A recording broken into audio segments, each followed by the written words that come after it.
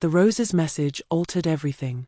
Layla had always been aware that her presence at court sparked controversy, but now she held proof. Someone was not just unhappy, they were willing to act. She kept the note concealed, disclosing it to no one, not even Hamza. She needed space to ponder, to analyze the shadows before naming them.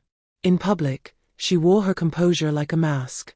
At council gatherings, she listened and offered counsel, earning approving nods from some and suspicious glances from others. At state dining events, she countered every insincere compliment with an equally sharp smile. But internally, she honed herself, like a knife against stone. She began to take note of the palace's hidden corners, servants' corridors, night watch schedules, the flow of food in and out of the kitchens. Power did not solely traverse through thrones. It traveled through whispers and sealed doors. Hamza remained an enigma, even as they grew closer. They spent more time together, sometimes strolling through the gardens, at other times poring over discussions of border disputes and trade reforms, but he stayed guarded. Layla sensed the tension behind his gaze, the unseen burden on his shoulders. One evening, following a lengthy council meeting that culminated in disagreement over land rights, he found her in the secluded gardens. The moon illuminated the water lilies in silver light. He appeared worn out.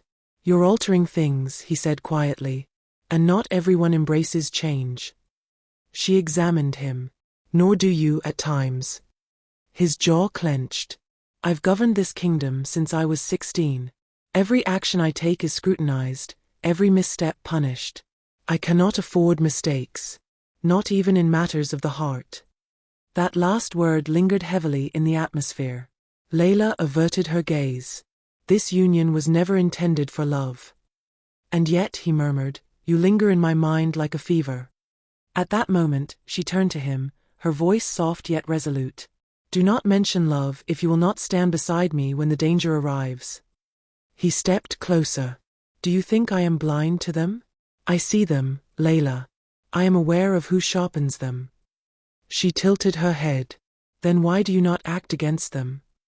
"Because," he said bitterly, "sometimes the foe is not just in front of you. Sometimes he sits at your table, refers to you as brother, raises a toast in your honor."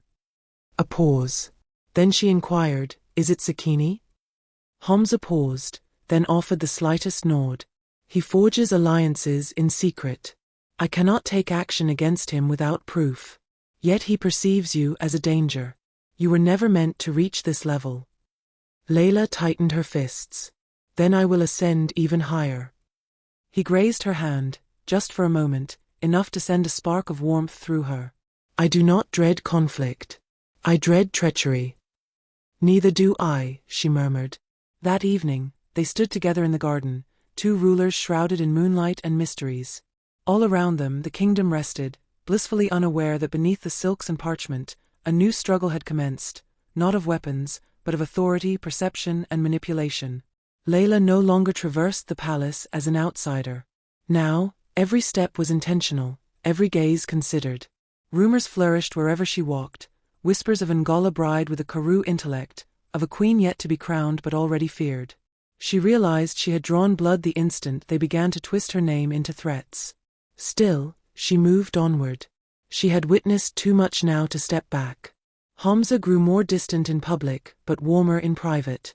It was their unspoken pact, a strategic act. She played the role of the observant wife, walking a pace behind him, eyes lowered. But behind closed doors, he listened to her words, and when she questioned him, he met her passion with his own. "I want to reveal Sakini," she declared one night as they lay together in her chamber. "He will not cease with mere notes and flowers."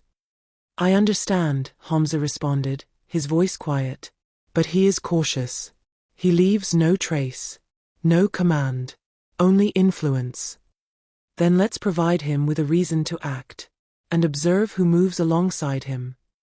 She laid out her strategy. Layla would declare a peace delegation to Ngala, a symbolic trip intended to signify unity between the two territories. It would appear harmless, ceremonial. However, they would spread a secondary rumor behind the scenes, that Layla carried new proposals for a joint military force, one that would report exclusively to her and Hamza, circumventing the nobles entirely. It was bait, and they understood this. Within days of the announcement, tension gripped the palace. Nobles who had previously ignored her now sought her out with wine and flattery. Courtiers posed subtle inquiries disguised as compliments. Then, at last, a blunder occurred. A letter, intended for one of Sakini's eastern captains, was intercepted by Layla's most trusted guard. It was brief but incriminating. If the Ngala woman leaves the palace, she must not be allowed to return. A plot to eliminate her. Hamza perused the letter in silence, then shredded it in two. He has declared war. No, Layla asserted. He has merely revealed his intentions. They acted quickly. Hamza summoned a nighttime council under the pretense of discussing border tariffs. Layla, adorned in gold and indigo, entered alongside him, not trailing behind. Gasps reverberated in the chamber. Tonight, the king proclaimed, we address not trade but treason. The guards presented the intercepted letter. Subsequently, to everyone's astonishment, a second witness, a young maid loyal to Layla who had overheard Sakini's messenger speaking too openly in the kitchens. Her voice quivered as she testified, but her truth blazed like wildfire. Sakini turned pale. He stood up, outraged, but the atmosphere had already shifted. Loyalty ebbed from him like blood from a wound. He attempted to respond, but Hamza raised a hand. You aim to sever the rose before it blossomed, the king stated. Now you contend with the thorns. Sakini was taken away in chains. Silence enveloped the room. Layla stood resolute, her chin raised, her expression defiant. This was no longer solely about survival. This was conquest, fought with wisdom, alliances, and strategy. And she had just secured her first victory. Sakini's downfall sent shockwaves throughout the kingdom. In every chamber and passageway, nobles modified their tones when addressing Layla. Servants bowed more deeply. Courtiers who once disregarded her now scrambled to connect with her vision. She had altered the course, not just by enduring, but by prevailing. Yet with power came new challenges. And not all were as easily identifiable as Sakini. King Hamza, too, had transformed. He no longer lingered in solitude at the fringes of his court. He now welcomed her input in council, sought her advice before decisions, and most significantly, began to embrace the notion of something he had never trusted before, partnership. Still, a distance persisted between them, a scar shaped by years of conflict and barriers they had yet to dismantle. It was not due to a lack of desire, but dread, fear that feeling too deeply might result in losing even more. You have offered me loyalty, Layla said to her one evening, but not your heart. Layla held his gaze. And what would you do with it if I surrendered it? I would guard it with my own, he replied softly. Those words unraveled something in her, something buried since the day she departed Ngala in a bridal litter, compelled to trade her freedom for a chance at peace. She reached for his hand. Then let us forge a new vow. Not of politics, not of peace, but of choice. They did not wait for legal proceedings or formalities.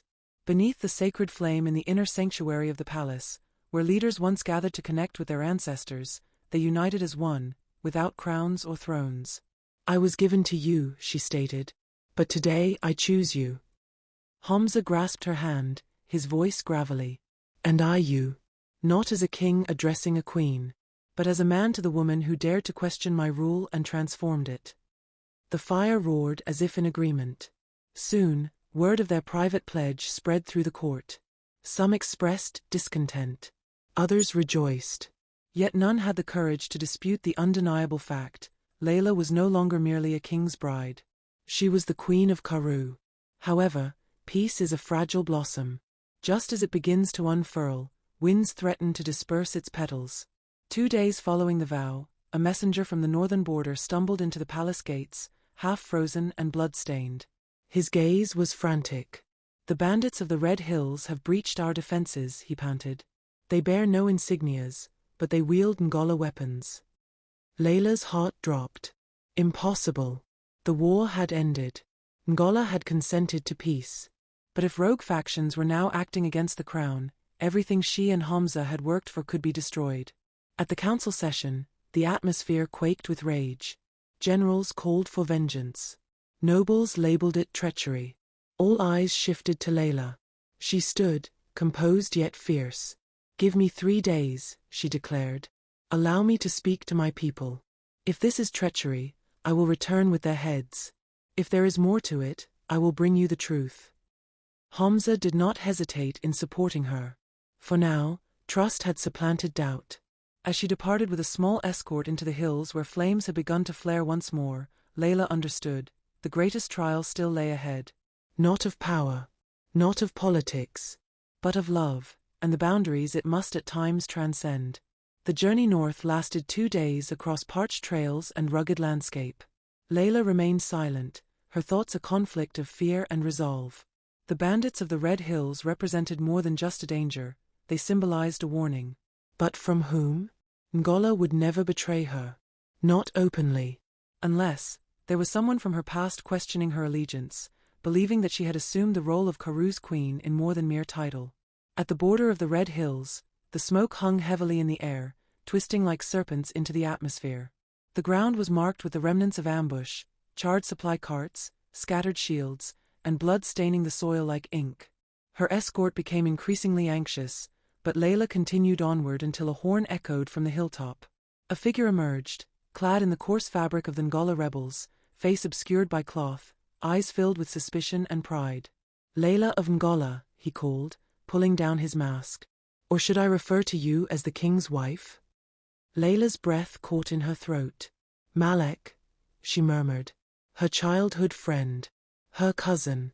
Her former fiancé, before the war had altered everything. You have no business being here, he said coldly. You shouldn't be bearing arms against the peace for which we fought. Layla replied. Malek scoffed.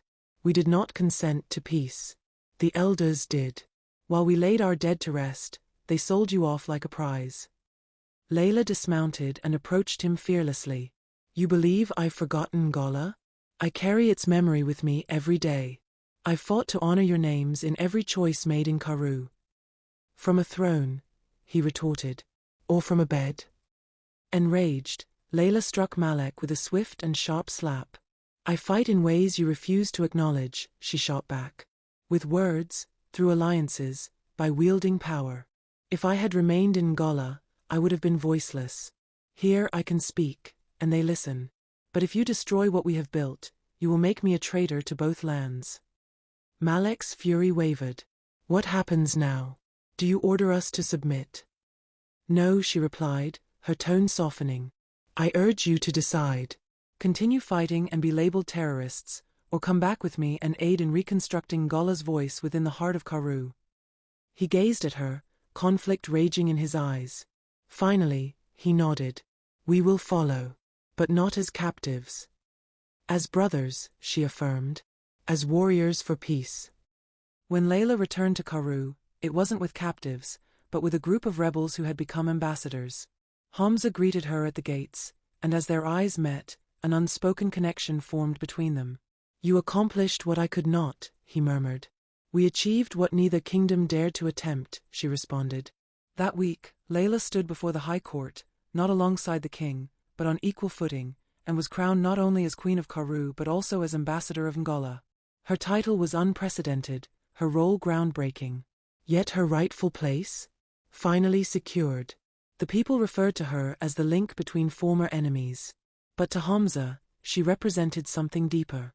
She was the woman who transformed a political alliance into a love ignited by passion. And to herself, she was even more. Not merely the king's bride, but the queen who brought peace to the war and governed both hearts and realms. Thanks for watching this story.